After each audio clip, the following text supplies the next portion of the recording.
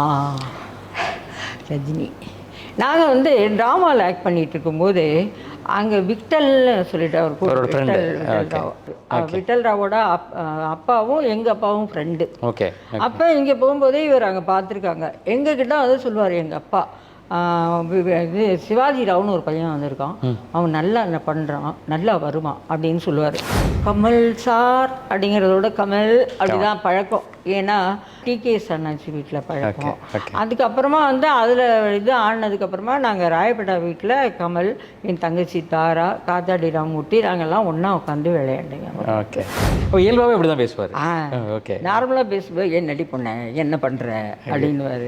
அந்த மாதிரி பேசும்போதே அது வந்து அவங்க நிறைய இந்த ஸ்டேஜ் ட்ராமா சின்ன வயசுலேயே அவங்களும் ட்ராமாவெல்லாம் நடிப்பாங்கல்ல. ஸோ அந்த சின்ன வயசுலேயே நிறைய பேர் இவர் அந்த மாதிரி இருக்கிறவங்கன்னா கொஞ்சம் வயசான இது போட்டு அந்த இதில் சின்ன வயசு கிட்ட பார்த்துருக்கவே மாட்டேங்கிறேன். ஓகே.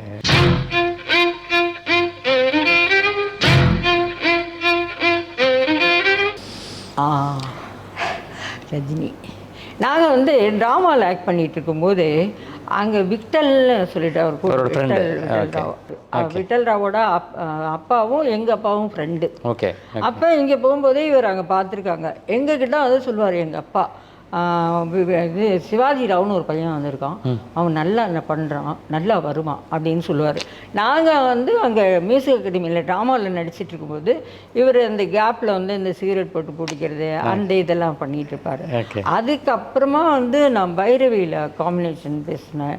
அப்புறம் என்ன படம் அது, ரஜினி சார் படம், அந்த படங்கள் எல்லா படங்களும் நான் காம்பினேஷனில் தான் பேசுவோம். நாங்கள் போனா ஒரு கேள்விக்குறி பண்ணியிருக்கீங்க. போனா ஒரு கேள்விக்குறி இல்லை, ரதி ஹீரோயினா நடித்தாலே எனக்கு இந்த படங்கள் தான். முரட்டுக்கலை ஃபுல்லாக நான் மகேந்திரன், நாங்கள் எல்லாமே ஒரு பக்கம், இந்த பக்கம் நான் தேவருவேன், அந்த பக்கம் மகேந்திரன் தாயி, ரெண்டும் கலப்பு தானே. நாங்கள் அப்பா தேவர் அம்மா ஐயர். ஸோ இந்த பக்கம் பிராமின் பாஷை, இந்த பக்கம் இதில் அந்த கலட்டா பண்ணிகிட்டு இருப்பேன். அதில் வந்து இவர் வந்து கொஞ்சம் ஒரு மாதிரி ஃபீல் பண்ணுவார். அப்புறம் பேசி பழக ஜாலியாகிடுச்சு. நல்ல மறக்க முடியாத ஒரு. நான் இப்போ ரீசெண்டாக ஒரு படம் மைனான்னு ஒரு படம் வந்தது இல்லையா, அது ப்ரொஜெக்ஷன் ரொம்ப நாள் ஓடிட்டு இருந்தது அந்த படம். அப்போ வந்து அங்கே டப்பிங்காக நான் 4 ஃபிலிம்ஸ் போயிருந்தேன். எல்லோரும் கசன்னு இருந்தாங்க. என்னென்னா இல்லை மேலே இருந்து சார் வராரு, படம் முடிச்சுட்டு இறங்கி வராரு, எல்லாம் கொஞ்சம் ஓரமாக நில்லுங்கன்னு வெளியில் இருந்தவங்கலாம் அனுப்பி விட்டுட்டு நான் வந்து அங்கே நின்னேன். நான் என்ன பண்ணணும் சார் அப்படின்னு, நீங்கள் பேசாமல் இங்கேயே நில்லுங்க அப்படின்னு சொன்னாங்க. சரி, நாங்கள் நின்றுட்டு இருக்கும்போது மேலேருந்து லிஃப்ட் ஓப்பன் பண்ணிச்சு, இப்படி இறங்கி வந்தாங்க. அப்படின்னு போயிட்டு ஏமா அப்படின்னு திரும்பி வந்துட்டார் அவர். வந்துட்டு எப்படி இருக்கீங்க, பார்க்கவே முடியல அப்படின்னா, சுற்றி இருக்கிறவங்களாம் என்னை வித்தியாசமாக பார்க்குறேன். அவர் கூட டப்பிங் பண்ணும்போது ஏதாவது சுவாரஸ்யமான அனுபவங்கள்? டப்பிங் பண்ணும்போது இந்த காமெடி சீன்ஸ் எல்லாம் சிரிப்பு. நான் ஏதாவது வழக்கம் போல் அந்த அவர் ஏதாவது என்ன பார்க்குறீங்க, என் துணிலாம் அவங்க துணி தான் அப்படின்லாம் வரும்போது அந்த ரத்தியோட ப்ரொனன்சியேஷனை பண்ணால், நீங்கள் எங்களை சிரிக்க வைக்கிறீங்க, நீங்கள் இப்படி பண்ணி எங்களை சிரிக்க வைக்கிறீங்க அப்படின்னு சொல்லுவார். ப்ளீஸ் நான் பேசிக்கிறேன் அப்படின்னுவார். ஸோ முதல்ல கொஞ்சம் நல்லா தான் இருந்தது தமிழ், இப்போ கொஞ்சம் ஸ்டைல். அப்போ வந்து நாங்கள் இப்போ ஏன்னா இப்போ யாருமே அவர்கிட்ட சொல்ல மாட்டேங்கிறாங்க என்ன வேணும்னு. சொன்னால் அவர் கண்டிப்பாக எடுத்துப்பாரு. நல்லா தான் இருக்குன்னாலும் சில விஷயங்கள் சொன்னால் நல்லாயிருக்கும். அப்போ இந்த மாதிரி நான் ஏதாவது சொன்னேன்னா அவர் ஒத்துக்குவார். அவர் நடித்த படங்கள் உங்களுக்கு ரொம்ப பிடிச்ச படம்? பைரவி பிடிக்கும் எனக்கு. அதில் வந்து கீதாவுக்கு நான் பேசினேன், ரொம்ப பழைய படம். அதில் தானே இந்த கை இது பண்ணிட்டு, அது வந்து முள்ளுமலரும்லேருந்து தானே பழக்கம். நான் பைரவி எனக்கு ரொம்ப பிடிக்கும் அந்த கீதாவுக்கு. ஏன்னா அதெல்லாம் பிளாக் அண்ட் ஒயிட்டில் பேசின படங்களில் மறக்க முடியாத படங்கள், அதெல்லாம் நல்லாயிருக்கும். சூப்பர். ராகவேந்திரா படம் நடிச்சிருந்தார்ல, அதில் வந்து அந்த ராகவேந்திரா கேரக்டரில் ஒரு குழந்தை ஒன்று வர இதாகும்ல, அந்த கேரக்டருக்கு என் பையனுக்கு இந்த நாமம் அப்படிலாம் போட்டுருந்துருப்பேன். எஸ்டி முத்துராமன் சார் அந்த குழந்தைக்கு தேடிட்டு இருந்தார் போல் இருக்கு. குழந்தைக்கு தேடிட்டு இருக்கும்போது நாங்கள் இங்கேருந்து அங்கே ஆட்டோவில் போகும்போது அது ஒரு புள்ள போகுது, பிடி அந்த குழந்தைய பிடி அப்படின்னு சொல்லிட்டு வந்து பார்த்தா என் பையன். அப்போ வந்து அந்த ராகவேந்திராவில் அந்த குழந்தையா நடிக்கணும் அப்படின்னு சொல்லிட்டு கேட்டதுக்கு நாங்கள் எங்கள் வீட்டுக்கு அதெல்லாம் வேண்டாம் அப்படின்ட்டார். ஏன்னா நாங்கள் நடிக்க போகணுன்னா நம்ம கூட யாராவது அதை போய் இருக்கணும், அந்த அது இல்லை. அதனால் அந்த மாதிரி ராகவேந்திராவில் நடிக்க வேண்டியது மிஸ் ஆச்சு. ஆமாம், அந்த மாதிரி. கமல் சார் அப்படிங்கிறதோட கமல் அப்படிதான் பழக்கம். ஏன்னா இந்த சாங் சொன்னேன்ல, அன்னை வேளாங்கண்ணி, அப்போலேருந்து இவர் அதுக்கும் முன்னால் டிகேஎஸ் அண்ணாச்சி வீட்டில் பழக்கம். அதுக்கப்புறமா வந்து அதில் இது ஆனதுக்கப்புறமா நாங்கள் ராயப்பேட்டா வீட்டில் கமல், என் தங்கச்சி தாரா, காத்தாடி ராமூர்த்தி நாங்கள்லாம் ஒன்றா உட்காந்து விளையாண்டுங்க. பட் இப்போ அவருக்கு வந்து பாஸ்கரை ரொம்ப பிடிக்கும். அதனால் அந்த சவுண்ட் இன்ஜினியர் ஒரு பையன் இப்போ கூட அவார்டு வாங்கினால பார்த்தீங்கன்னா ஒரு டப்பிங் முடிச்சுட்டு வரும்போது மேலேருந்து இவர் இறங்கி வந்தார். அவன் குட்டி பையன் அப்போ வந்து வரும்போது பார்த்துட்டு ஹேமா என்ன அப்படின்னு எப்படி இருக்கீங்க அப்படின்னாப்புல, தாரா எப்படி இருக்காங்க அப்படின்னு. ஏன்னா தங்கச்சி தாரா அவங்க எல்லாருமே நல்ல பழக்கம் அப்படின்னு கேட்டாப்புல. அதுக்கப்புறம் அந்த ஆனந்த்கிட்ட சொல்கிறாரு, யார் தெரியுதா இவங்க அப்படின்னு. அப்படின்னு பாஸ்கரோட அக்கா அப்படின்னு இன்ட்ரடியூஸ் பண்ணி விட்றாரு. அந்த மாதிரி அதெல்லாம் வந்து இன்னமும் அப்படியே தான் இருக்காரு. அவரோட டப்பிங் அனுபவங்கள், டப்பிங் நிறைய விக்ரமில் படத்தில் ஃபஸ்ட்டு விக்ரமில் நான் தான் பேசியிருக்கேன். பேசினது மட்டும் இல்லை, அதில் கண்ணி கட்டிக்கவா ஒட்டிக்கவா அந்த சாங் நான் தான் பாடியிருக்கேன். நானும் கமலும் சார் தான் அந்த சாங். கண்ணி கட்டிக்கவா ஒட்டிக்கவா தொட்டிக்கிட்டு தொட்டுக்கவா தொட்டுக்கிட்டா பத்திக்குமே பத்திக்கிட்டா பத்தட்டுமே கொத்தி விட வேண்டும் என்று கொக்கு என்ன தவிக்குது, தப்பி விட வேண்டும் என்று கெண்டை மீன் துடிக்குது, வலிதாகுவா இளமை நீ பரிமாறோ இளமாங்கனி அந்த சாங். அது ஃபுல்லாக நாங்கள் வந்தாமணி அது ஜானகிமா பாடினாங்க. எனக்கு வந்து ஆல் இண்டியா ரேடியோலேயே இளையராஜா சார், கங்கை அமரன் இவங்க எல்லாமே பழக்கங்கிறதுனால அது வந்து அவங்களையே பாட வச்சிடலாம் அப்படின்னு சொல்லிட்டு பாடினாங்க. அதுவும் இல்லாமல் இவரோட பர்சனல் ஒப்பீனியன்ஸ் எல்லாமே எனக்கு பிடிக்கும். ஏன்னா இந்த மாதிரி தான் நானும் பேசிகிட்டு இருப்பேன். பின்னால் நடக்க போகிறத முன்னாடி சொல்லிட்டு இருப்போம். அது வந்து இவருக்கும் எனக்கும் அந்த வகையில் எனக்கு இவர் மேட்ச் ஆகும். இவரோட காம்பினேஷன் டப்பிங் பண்ண காம்பினேஷன் எல்லா படமும் அந்த பேசின படங்கள் எல்லாம் காம்பினேஷனில் பண்ணுறது, அந்த விக்ரம் அந்த மாதிரி படங்கள்லாம். அதெல்லாம் வந்து அந்த இளஞ்சோடி மஞ்சக்குவிலா அதாவது அந்த லாங்குவேஜ் எல்லாம் வரும் தெரியுமா, அந்த மாதிரி லாங்குவேஜ் எல்லாம் நான் பாஸ்கர் இவர் எல்லாமே சேர்ந்து இஷ்டத்துக்கு மாற்றி மாற்றி பண்ணுவோம். அதில் தான் அவன் வந்து ஒரு லாங்குவேஜ் பேசி நடிச்சாங்க. அந்த மாதிரி இந்த லாங்குவேஜ் பண்ணுறதுலாம் எங்களுக்கு ரொம்ப பிடிக்கும். அப்போவே வந்து இந்த கானா லாங்குவேஜ்னு நாங்கள் ஒன்று பேசுவோம் அந்த காலத்தில். இவர் பாலச்சந்தர் சார் வந்து கானா லாங்குவேஜ் பேசணும்டி அப்படின்னாரு ஒரு சீரியல் நடிக்கும்போது. கானா லாங்குவேஜா பேசுகிற அப்படின்னு. என்ன பேசுகிறேங்கிற, உனக்கு என்ன தெரியும் கானா லாங்குவேஜ்? கையை கண் கண்ண கசோக்கல் கழு கங் ககா சார் அப்படின்னா என்ன சொன்ன நீ இப்போ என்ன சொல்லுங்கள் சார்னு கேட்டேன். உனக்கு எப்படி காணா பாஷை தெரியும்?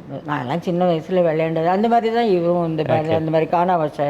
இதை யாருக்காவது தெரியாமல் பேசணுன்னா கவா அப்படின்னா இங்கே வான்னு அர்த்தம். ஸோ அந்த மாதிரி இருக்கும்போது வெங்கட்னு ஒரு அசோசியேட் டைரக்டர் பாலச்சந்தர் சாரோட அவர் கந்தசஷ்டி கவசமே காணாவில் பாடுவார் சார் அப்படின்னாரு. சார் சும்மா இருங்க சார் அப்படின்னு. நான் இல்லை பாடுவியா அப்படின்னு. பாடுவேன் நான் அப்புறம் பாடுவேன் நான் பாடு அப்படின்னா கக்க கக்க கக்க கக்க கக்க கக்க கன கக்க வீர் கக்க கக்க கக்க கனு கக்க கக்க கனு கக்க கக்க கனு கடி கை கக்க கக்க கக்க கட் கட் கட் அப்படின்னாரு. என்னடி சனி நீ போயிட்டே இருக்க, நீ ஏதோ திக்குவேன் நிறுத்துவேன்னு பார்த்தா நீ பாட்டுக்கு போயிட்டே இருக்க அப்படி. அந்த மாதிரி அது என்ன காணா பாசைன்னா காணனா ஒரு ஒரு எழுத்துக்கும் முன்னால் காண பண்ணும். என்ன அப்படின்னா கையே கண் கன. அது மாதிரி கானா சானா அந்த மாதிரி நிறைய லாங்குவேஜஸ். அதாவது இதெல்லாம் வந்து அந்த காலத்தில் எல்லாமே பண்ணிட்டு இருந்தாங்க. இப்போ ரீசெண்ட் டேஸ் பற்றி எனக்கு தெரியல. இதுலேயும் பண்ணுறவங்கலாம் இருக்காங்க. அதெல்லாம் பண்ணுவார் இவர் நிறைய. அந்த மாதிரி எல்லாம் பண்ணுவார். Super super done done. அப்பா பாலையப்பா நாங்களாம் அவங்க வீட்டிலலாம் விளையாண்டவங்க தான். ரகு அதான் அப்பா வராங்கல்ல, SSR பாலையாப்பா எல்லார் வீட்லேயும் இருந்திருக்கா. அதில் வந்து அந்த காமெடி பண்ணுவார்ல நாகேஷ் கூட திலானா மோனபால் ஒன்று. அதே மாதிரி காதலிக்க நேரம் இல்லை அந்த அப்படின்னு வரல. அந்த மாதிரி அவர் நார்மலாக பேசும்போது இவங்க வந்து ஃபுல் ரிலேஷன்ஸ் வந்து இவர் ரகு அவங்க எல்லாருமே அப்போ வந்து நாங்கள் சின்ன வயசில் போய் இப்போ எனக்கே இவ்வளோ வயசாச்சு. அவர் நினைவுகள்லாம் வந்து நம்ம படம் பார்க்கும்போது அவங்க கூட அவங்க இந்த வீட்டில் உட்காந்துருந்தோம். எல்லாமே பெரிய பெரிய வீடு பெரிய பெரிய ஹாலாக தானே இருக்கும். அதில் உட்காந்து வழக்கம் போல் எங்களை பாட சொல்லி கேட்டுட்ருப்பாங்க, ஆட சொல்லி பார்த்துட்ருப்பாங்க. அந்த மாதிரி அப்பாவுக்கு ரொம்ப ஃப்ரெண்டு. அதுதான் இதெல்லாம் மெயின் வந்து எங்கள் அப்பாவை ஞாபகப்படுத்துது. அவ்வளோதான். நல்லா பேசுவார் அவர். சின்ன என்ன பண்ணுற அப்படின்னு பேசும்போதே அந்த நடுக்கிறதோட அப்படி தான் சொல்லுவான். அதுக்கு நீ என்ன பண்ணுவ, ஏன் இப்படி பண்ணுற அப்படின்லாம் பேசுவார். அதெல்லாமே ஒரு மாடுலேஷனாக வர வர ஒருத்தரம் கொண்டு வந்துட்டாங்க. இயல்பாகவே அப்படி தான் பேசுவார். ஓகே, நார்மலாக பேசும்போது ஏன் நடி பொண்ண என்ன பண்ணுற அப்படின்னுவார். அந்த மாதிரி பேசும்போதே அது வந்து அவங்க நிறைய இந்த ஸ்டேஜ் ட்ராமா சின்ன வயசுலேயே அவங்களும் ட்ராமாவெல்லாம் நடிப்பாங்கல்ல. ஸோ அந்த சின்ன வயசுலேயே நிறைய பேர் இவர் அந்த மாதிரி இருக்கிறவங்கன்னா கொஞ்சம் வயசான இது போட்டு அந்த இதில் இவங்க சின்ன வயசு கேட்ட பார்த்துருக்கவே மாட்டேங்கிறாங்க. சின்ன வயசு நடிக்க வந்தவொடனே அந்த வயசான இதுலேயே பாருங்களேன் கொஞ்சம் ரொம்ப வருஷமாக நடிக்கிறாங்கல்ல அவங்க. பகவதி அண்ணாச்சி, டிகே சண்முகத்தோட தம்பி, சண்முக அப்பா படம் தான் இது. இவரோட ஆமாம். டிகே இவர்கிட்ட நாங்கள் கொஞ்சம் நெருக்கம் கம்மி. நாங்கள் பாட்டு பாட அவர் தான் உங்களுக்கு சூஸ் பண்ணது நாடகத்துக்கு. அவர் தான் இன்ட்ரடியூஸ் பண்ணது. சண்முக அண்ணாச்சிக்கு முன்னால் நாங்கள் கொஞ்சம் மரியாதையாக நடந்துக்குவோம். பாட்டு பாட சொன்ன புகழேந்தி, கலைவாணன் அவங்க பையன், அவங்க கூடலாம் நாங்கள் பாட்டு பாடி கர்நாடிக் அவரே சொல்லுவார், அந்த குழந்தைங்களாம் எவ்வளோ அழகாக பாடுது பாருன்னு கலைவாணன் சொல்லுவார். நாங்கள் அவ்வளோ அழகாக பாடுறோன்னு சொல்லிட்டு எங்களை உட்கார வச்சு பாட வச்சு என்ன இந்த ஃபீல்டுக்கு கொண்டு வந்தவர் மெயின் ஒன்று வந்து. அதாவது ஆக்சுவலி எம்ஜிஆர் கொண்டு வரதுக்கு முன்னாடி எங்களை இந்த ஃபீல்டில் கொண்டு வந்தது இவர் தான். இவரை விட அந்த பகவதி அண்ணாச்சின்னு அவங்களோட மிஸ்ஸஸ் பக்கத்து வீடு தானே.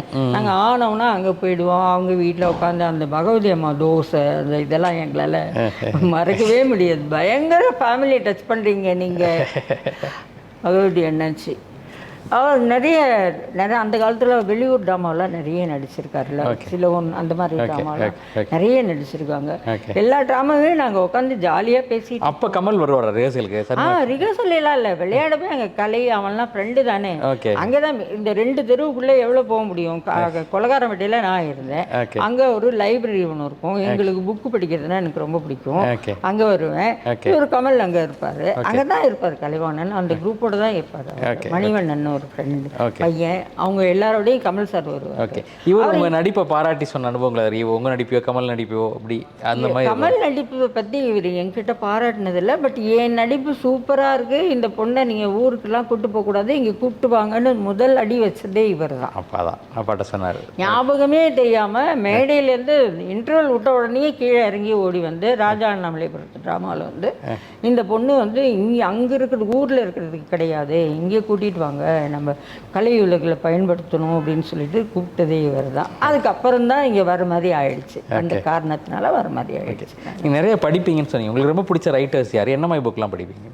சாண்டில்யன், அப்புறம் வந்து லக்ஷ்மி, அந்த மாதிரி எனக்கு வந்து எங்கள் அம்மா வந்து நான் படிக்கிறேங்கிறத விட எங்கள் அம்மா வந்து இந்த இதெல்லாம் புக்கெல்லாம் வருது இல்லை, அதெல்லாம் எடுத்து வச்சு வர வரலாம் பைண்ட் பண்ணுவாங்க. அந்த பழக்கம் உண்டு. அது பைண்ட் பண்ணி வச்சுருப்பாங்க. அந்த பைண்ட் பண்ணி மிதிலா விலாஸ் அப்படிதான் கிரிதரன் பேர் வச்சாங்க. அம்மாவே நல்ல அம்மா வந்து அந்த காலத்திலே 8வது படித்தவங்க. அந்த காலத்து பொம்பளைங்க படிக்கக்கூடாதுன்னு இருந்த காலத்திலே எங்கள் அம்மா வந்து 8வது படித்தவங்க. தமிழ் நல்லா எழுதுவாங்க, இங்கிலீஷும் ஒரு நல்லாவே இது பண்ணுவாங்க, கொஞ்சம் கொஞ்சமாக இது பண்ணிட்டு. ஸோ அந்த மாதிரி புக்ஸு சாண்டில்யன், அந்த மாதிரி கோவி மணிசேகரன், அந்த மாதிரி நிறைய படிப்பேன். இப்போ ரீசெண்டாக வந்து படிக்கிறது அப்படிங்கிறது கொஞ்சம் ஏன்னா வீடியோவில் எல்லாம் வருது இல்லை, பட்டுக்கோட்டை பிரபாகர், அந்த ராஜேஷ்குமார், அந்த மாதிரி நாவல்கள் எல்லாமே படிப்பேன் நான். இது படிச்சுட்டு அது படிக்க மாட்டேன் அப்படிங்கிறது கிடையாது, இது படிப்பேன் நான். அதே மாதிரி புக்ஸு, இது பாடல்கள், அந்த மாதிரி. சாண்டில்யனோட எந்த புத்தகம் உங்களுக்கு எந்த நாவல் உங்களுக்கு ரொம்ப பிடிக்கும்? சாண்டில்யன் நாவல் அப்படி கரெக்டாக எனக்கு பேர் சொல்ல, யவனராணி, கடல்புறா, அப்படி எது உங்களுக்கு ரொம்ப பிடிக்கும்? கடல்புறா எனக்கு என்னன்னா, எனக்கு ஒரு நல்ல பழக்கம்னு வச்சுக்கலாம், இல்லைன்னு சொல்லலாம். அந்த புக்கை திறந்த உடனே அந்த எந்த பேஜில் என்ன இது வருதுங்கிறது எனக்கு பார்க்கும்போதே மைண்டில் வந்துடும்.